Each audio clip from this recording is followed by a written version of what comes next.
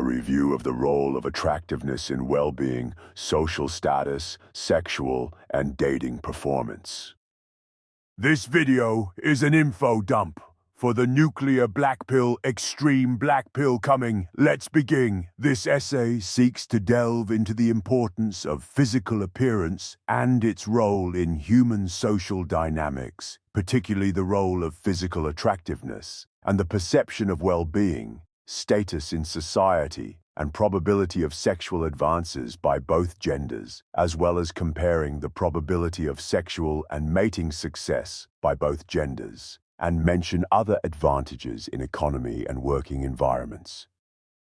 Where this paper differs from other papers on this topic is that the extensive research provided by these social scientists has scrutinized the impact of looks and appearance on individuals' standing in society. While they acknowledge a bias, this paper will contribute to a broader and deeper understanding of the implications that attractiveness has. The only indicator people have of a person's well-being without knowing them is looks and appearance. It's been vastly studied by social scientists, and the consensus is that there's a definite bias towards attractive people that gives them the upper hand in day-to-day situations and life in general. However, the point these researchers achieve are generally never researched deeper due to stigma or lack of motivation. The points these researchers achieve are usually seen as minor issues, or it's subjects of taboo. The problem of genetics and its implications in looks is never materialized, which can manifest as additional issues for the person suffering from this. This highlights the importance that attractive people do objectively have a higher value than other people deemed less attractive. However, people fail to realize the importance of attractiveness in day-to-day life and the importance it has when determining a person's personality. The human tendency to make rapid judgments based on visual cues has been a fundamental aspect of social dynamics throughout history. In the absence of personal knowledge, physical appearance becomes a primary indicator of an individual's well-being and societal standing.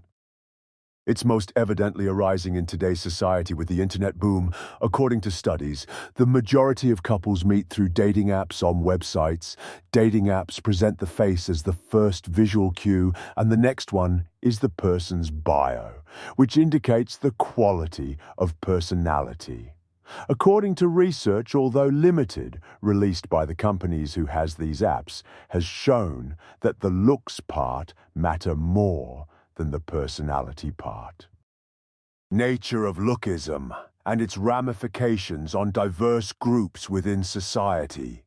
How deep does this bias go? Is it comparable to other social problems? Is it a valid injustice? Is personality more important for mate selection? Does this knowledge help the victims? To quote the article Lookism as Epistemic Injustice by Thomas Spiegel, while the effects of being unattractive are arguably not as bad as discrimination based on gender, race, class, or disability, it is clear that discrimination based on looks presents an injustice.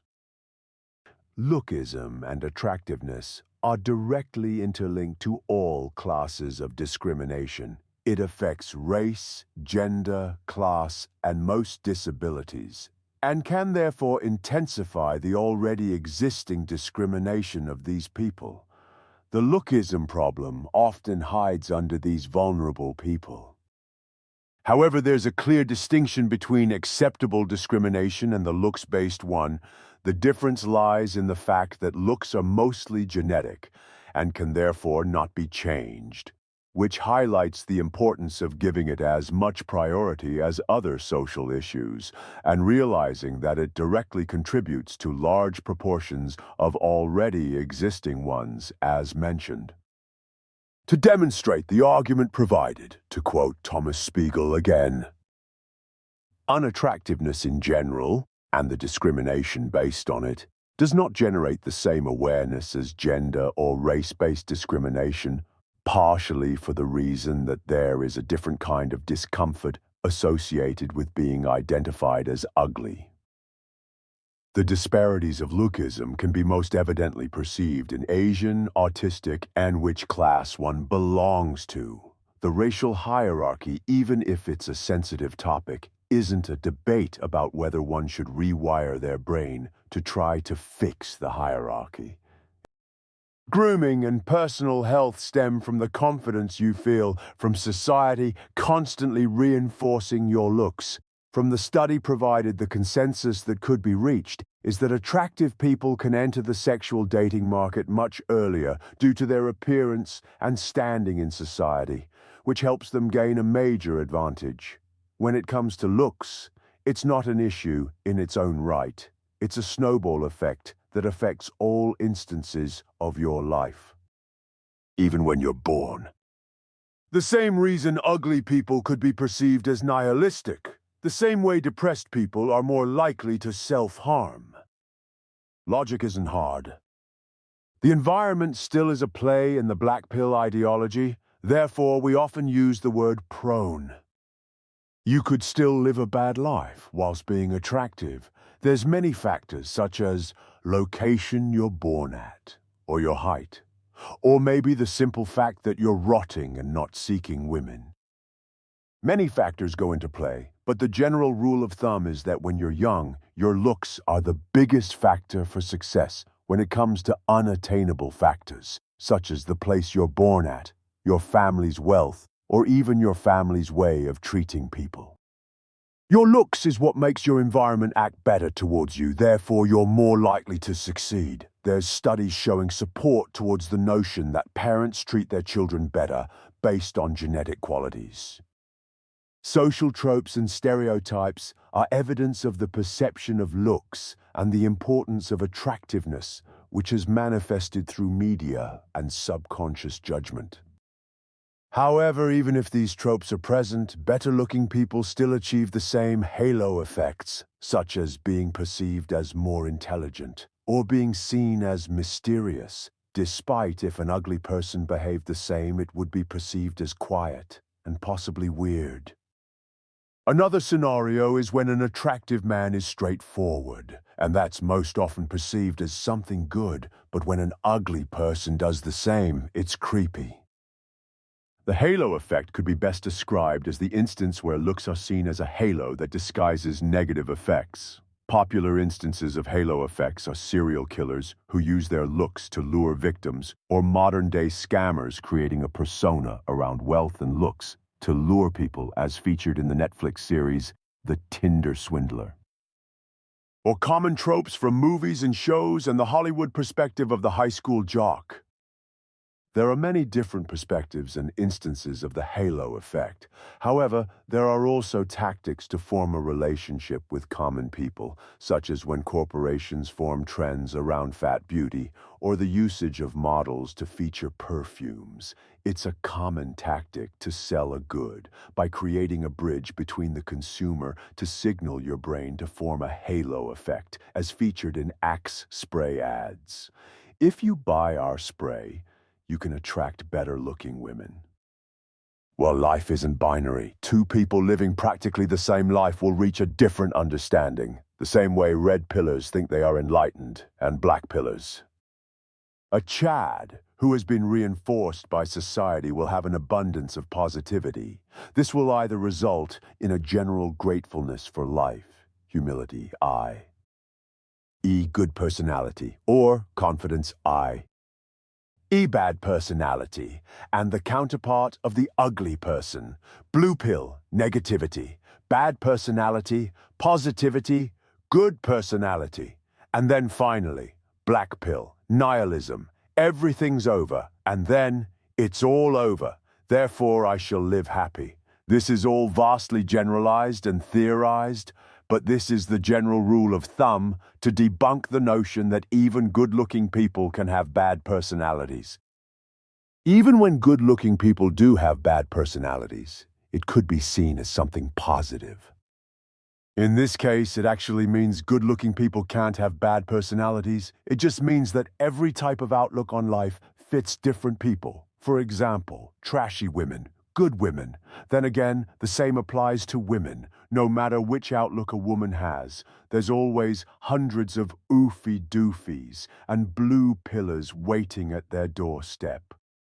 Observations and gatherings from instances where the bias of looks is unclear. Many instances could be found online, where individuals could be seen as ugly, but are romantically involved with partners more attractive by societal standards. This could be used as key evidence to disprove of the importance of looks, to explain the interplay of physical attractiveness and the relationship dynamics that are played when these online couples exist, need to be simplified and digestible. We need to observe what's shown. Therefore, it's necessary to delve into the value, whether they have financial success or height difference, but for now we'll ignore it to construct a more coherent debate towards this question. It is crucial to examine the responses that the viewers and commenters provide. Or what if the woman is truly happy with her non-looks matched male, without any extreme qualities? This is a perfectly normal response, which is partially true. Yes, there's thousands of these types of couples, which is normal. As I said before, people have different outlooks on their life. And I am happy for the males and females' sake. The thing is, however, no matter how many of these outlier couples you can find, it still doesn't remove the fact that the attractive woman has the chance of seeking a higher-looking male, which often happens in the case of oofy-doofies. The possibility is always there, no matter the reasons the woman has chosen to stay with the male. Even if she does stay with him to the end, then that's something beautiful. A true personality relationship. These things happen, but they're not as common.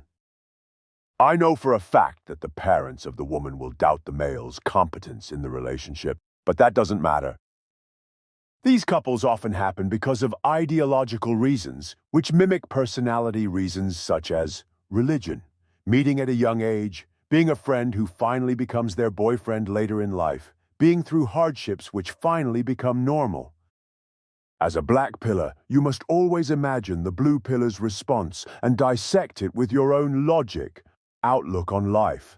Have humility towards statistical outliers and statistics with logical fallacies. And if blue pillars and red pillars truly seek these outliers, then that's fine. Millions of people spend money on trying to become rich, for example, consuming videos and buying books about money. Even if they try, most fail. And that's fine. Life is about failing and trying. The difference is that US black pillars remove the pain of failing and trying for unrealistic realities. To further my opinion on the fallacy that life is something other than predetermined values and circumstances, mental illnesses are simply non-conformity behaviors relating to social norms. These behaviors arise from negative experiences throughout life, i.e. actions resulting in prejudicial outcomes for the agent or subject of others' actions. The mental reliving of these experiences one goes through by remembering in their minds these instances causes in turn these problems of living to the receptacle of such life experiences, leading to a loop of nonconformity. External factors cause these non-conforming behaviors because only in a social setting can there be such a thing as nonconformity. That's why mental illness is simply a social construct. If you were living alone on an island, there would be no such thing, because you're individually the construct on said island, which in turn makes your island an outer shell of who you are.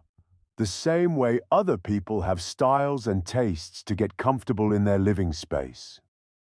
But when living in a social setting, patterns for acceptable and non-acceptable behavior arise, and those who do not fit are treated as to be excluded from the benefits of social living. The most common response to not fitting in is getting bullied. Bullied to some could be seen as something to make people become normal or to be known of their problem. But this is not the correct resolution. To quote the book, The Problem of the Puer Aeternus, written by Marie-Louise von Franz, this is a problem which comes up in many neuroses, not only in that of the puer aeternus, incel. It goes very deep, and my attitude toward it is paradoxical. As long as I can, I behave as if the other could make up his or her mind, because that is the only chance of salvation. If nevertheless the case goes wrong, then I turn around and say that it was not possible for things to have gone differently. Otherwise, one falls into a wrong psychological superiority, namely, that if a person goes wrong or dies as the result of a disease or an accident, and one concludes that this occurred because he did not realize his problem, that is his fault that he has this fate, that I consider disgusting. Marie-Louise makes the argument that most people are prejudiced against societal losers because they judge with their own experiences, which may be caused by values that are non-changeable, and applying the same experience onto people which do not possess the same assets. To further my argument and clarify what I mean, they are shaming you because they're comparing your life to theirs. In their eyes, it worked for them, so why shouldn't it for you? Bullying is a social response to weed out the wrongs in a social setting. Psychological disorders such as anxiety and whatnot is generally seen as fake by people who aren't suffering like you. It's just a guilt trip set upon you for not conforming to society's standards. The general narrative of social standards is fake in this situation. The human psyche tries to change what is predetermined values such as looks, where you're born, and also your intelligence to something that was earned, for example, through working on yourself by gymming, studying, and earning money.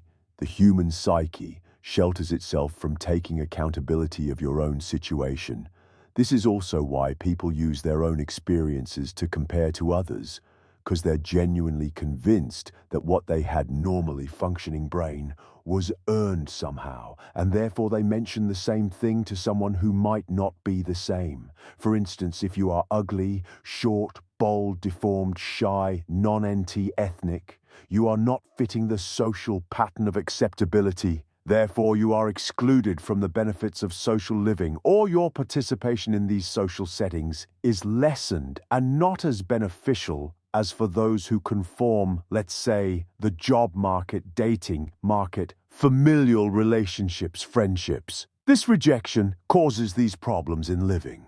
You are not able to conform, and knowing the dire situation in your values, you have a pessimistic outlook on life. You know most of these factors for acceptance are out of your control. So realizing and reliving these past negative experiences makes a consciousness arise that you are not able to conform, either because the factors are outside of your control or because of missed opportunities.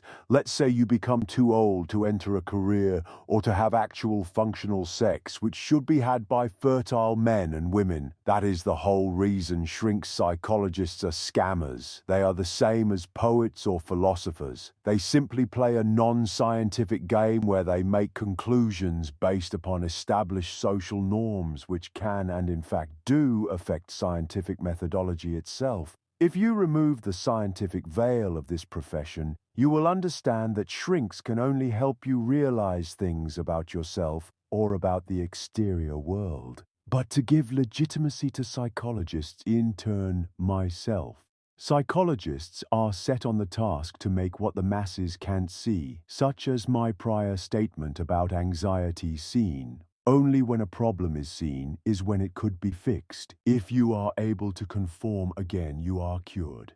If you do not succeed, as most incels won't, you will still be considered mentally ill. This is why only people that can somehow fit the social standard of acceptability can be cured from their mental illness. A Foyd simply by having a wet stinky hole can always be cured from her mental illness in this gynocentric world because she will always be accepted to some degree.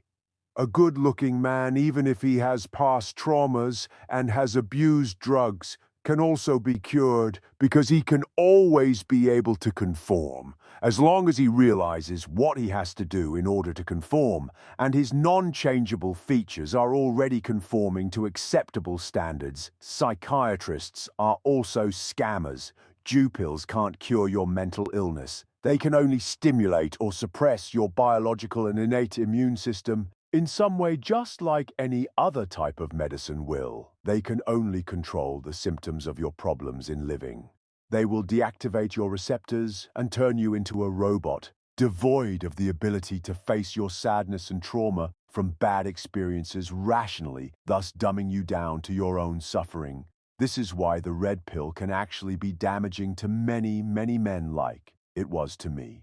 You set yourself for bigger disappointments by working on yourself and spending time, money, and effort trying to reach things you were never able to achieve. The higher the mountain, the bigger the fall. They're cop-out for this reality. Don't do it for women. Others' status, do it for yourself. Mental illness treatment can work for some people, as said Freud's, and good-looking men, for instance, because by adopting a positive mindset, they can expose themselves again to social settings and get their dopamine hits, validation, and positive reinforcement, thus opening ground for them to conform again and live healthy and NPC lives. I've been close to people, male and female, that supposedly suffered from depression, schizophrenia, bipolar disorder, and other mental illnesses, and I can say that based on my analysis, backed by mountains of proof, that they simply, for some reason or another, were going through bad times and were not achieving what they wanted to achieve, or simply had too high standards in their minds. They needed to achieve either socially enforced standards or standards they set to themselves based on false concepts of reality and what's achievable based on the hand you're dealt. Genetics, where you're born, in which family you're born, etc. As soon as some external factor gets better and they again can conform and live up to social standards, they get better from their illnesses and can live pleasant and healthy lives. The ability to choose emotions over facts is proof of the human ego. The inability to be self-aware is an aspect of the human psyche to shut off what would be hurtful to the individual.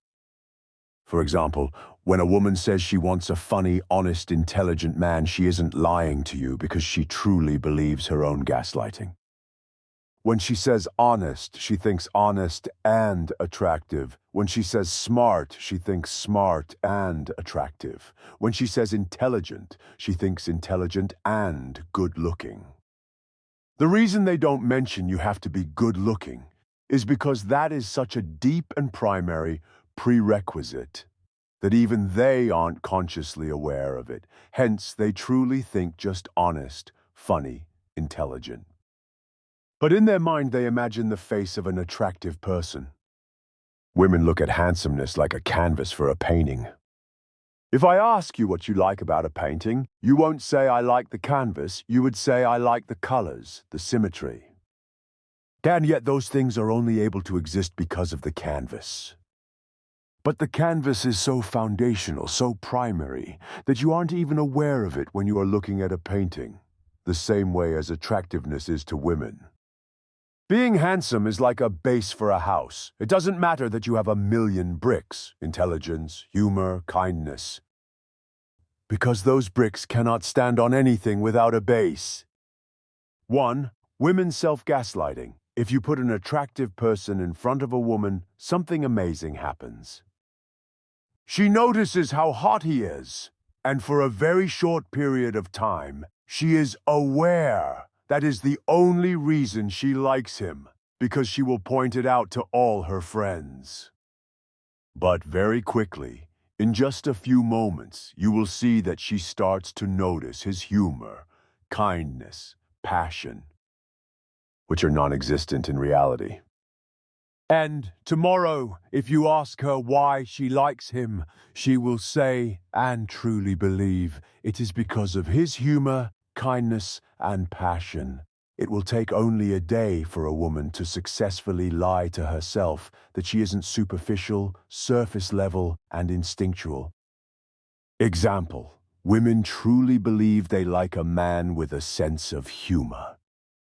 The reason they think this is because they are always smiling and laughing with said attractive male, hence they believe it is his humor that they like, because attractiveness is such a primary characteristic. It isn't even worth mentioning or even being aware of.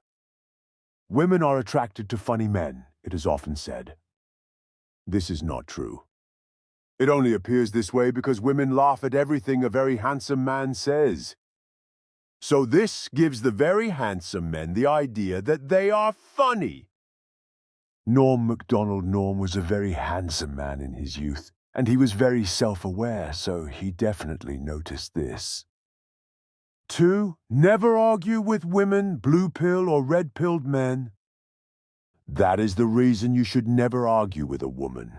It doesn't matter if she is your GF, wife, sister, mother, grandma, doctor, lawyer, PhD, Nobel laureate. Their psyche is the same as blue-pilled men, and the truth is destructive to their paradigm and mind.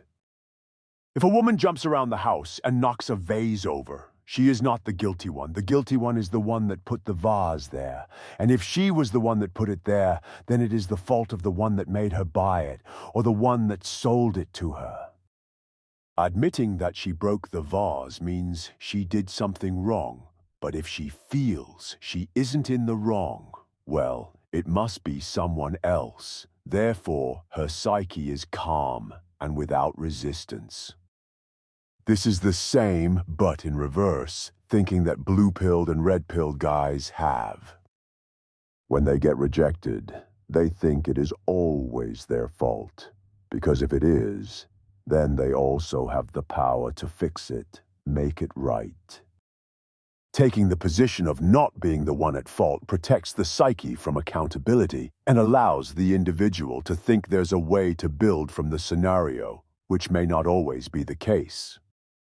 Admitting something bad that happened isn't your fault means you let go of the possibility that it must be fixable by you, which is detrimental to the psyche and paradigm of blue-pilled and red-pilled guys. Imagine if all the women blue-pilled and red-pilled men realized the truth for a day and were self-aware women, that they are only surface-leveled and shallow blue-pilled men, that romance is not real. And red-pilled men, that most of the things aren't in your hands or power to change, if they all realize that even for a second, their paradigm, mind, and psyche will shatter, leaving them in a state of panic, chaos, uncertainty, and fear.